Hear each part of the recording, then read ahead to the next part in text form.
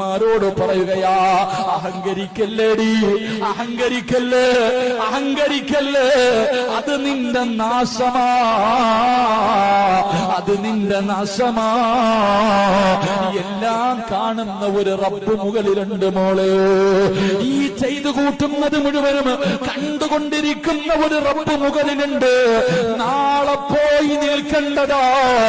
എന്തു തുടി കാണിച്ചാൽ, എന്ത് അഹങ്കാരം കാണിച്ചാൽ, എത്ര അറുമാദിച്ച് നടന്നാൽ, പടച്ചവനെ ഒരു മരത്തിന്റെ ചുവട് മതി. ഒരു മരത്തിന്റെ ചുവട് കിട്ടിയോ ആ മരത്തിന്റെ ചുവട്ടിലിരുന്ന് കാമം തീർക്കുന്ന പെങ്ങന്മാരുടെ കാലവാ.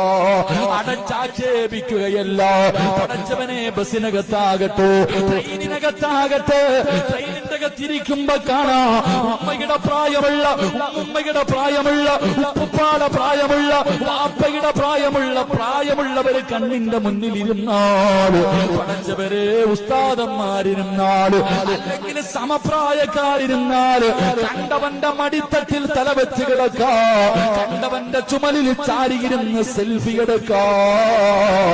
നമ്മുടെ ഉമ്മത്തിലെ പെൺമക്കൾ ഇങ്ങനെയാകുമ്പോ സങ്കടമുണ്ട് പെങ്ങളെ, സങ്കടമുണ്ട് പെങ്ങളെ.